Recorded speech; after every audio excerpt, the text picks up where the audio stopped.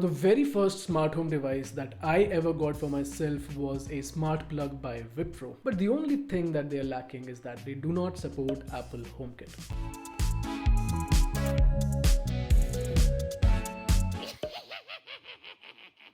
Apple's HomeKit, in my opinion, is a remarkable service that Apple released a lot of years ago. Even though HomeKit is slowly evolving, at least in India, the features that it provides today, when compared to the features that Amazon's Alexa provides or Google's Assistant provides, they are in a different league altogether. If you would like to know how Apple HomeKit can serve you in a better way when compared to the other two mainstream assistants, let me know in the comments down below and I will get the ball rolling. Today's video is about HomeBridge. HomeBridge is a software developed by our very own open source community for people like you and me who like to stay in Apple's ecosystem, who would want to control their smart home devices with Apple's HomeKit using the Home app or using Siri on the HomePods or on your iDevices.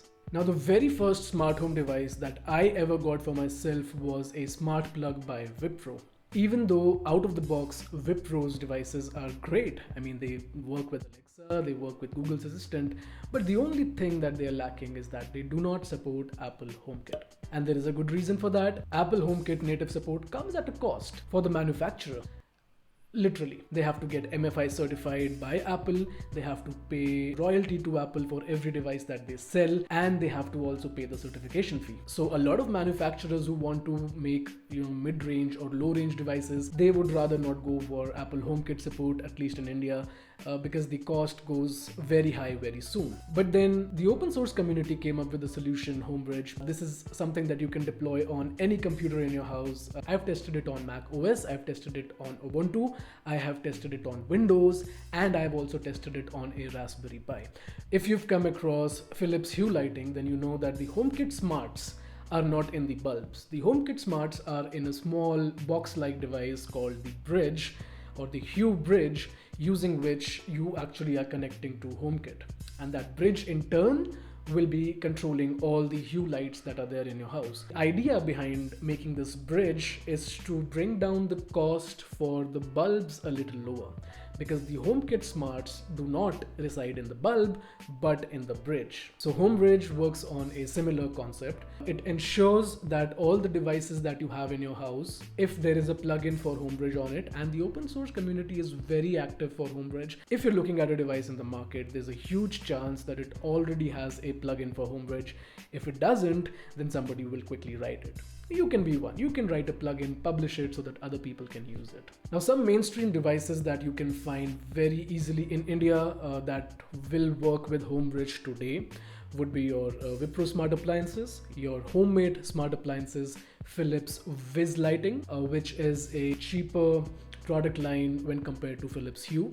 You've got your Broadlink devices. I have personally used Broadlink's IR remote. It's the Broadlink RM Mini. You can even use it with RM Pro. And then there are so many other Tuya branded devices that are basically just rebranding of Tuya.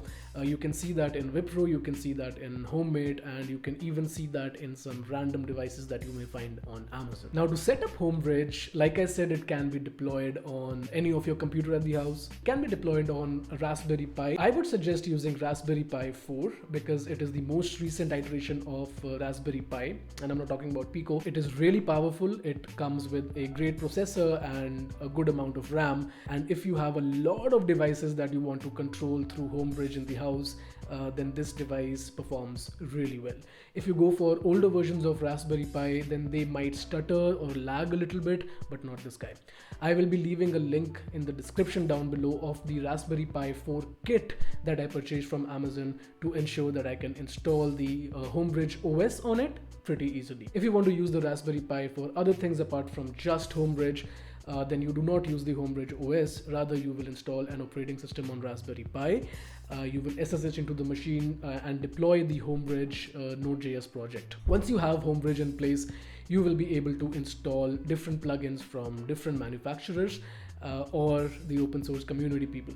So for Wipro and for HomeMate, you can install the Tuya local LAN plugin, And for the Broadlink RM Mini or RM Pro devices, you can install the Broadlink plugin that is written by some guy in the open source community. And hats off to all you guys making our lives easier. For Viz lighting, you will be installing the HomeBridge Viz plugin, and this is one of the easiest plugins to configure. You just have to install it. That's it. It will find all your Viz devices on the network on its own and add it to your Apple Home app. Once you have HomeBridge set up on your network, just ensure that it stays on the network, so it needs to be powered on 24/7. That is why I do not personally advise to install it on a computer, because even though if you put it on sleep and just let the network stay on, it will still consume a lot more power when compared to a Raspberry Pi module. If you're into energy savings, want a lesser electricity bill, go for a Raspberry Pi, stick it in a corner and install HomeBridge on it. I will be making an entire set of videos for letting you know how do you set these things up. So there will be a HomeBridge tutorial for Raspberry Pi, there will be a plugin tutorial for each of the plugins that I have tried. So there will be a plugin tutorial for Tuya LAN, for Wipro and HomeMate, there will be a plugin tutorial for Viz, for Viz lighting, and there will be a plugin tutorial for Broadlink, for the Broadlink RM Mini. So make sure that you stay tuned in case you do not want to wait for the tutorials and you want to set HomeBridge on your own and you have some questions. Just let me know in the comments down below and I will try to get them answered as fast as I can. Thank you so much for watching this video. If you liked it, make sure that you give it a big fat thumbs up and share it with your automation happy friends. I will see you the next time. This was Sahil Bawa signing off.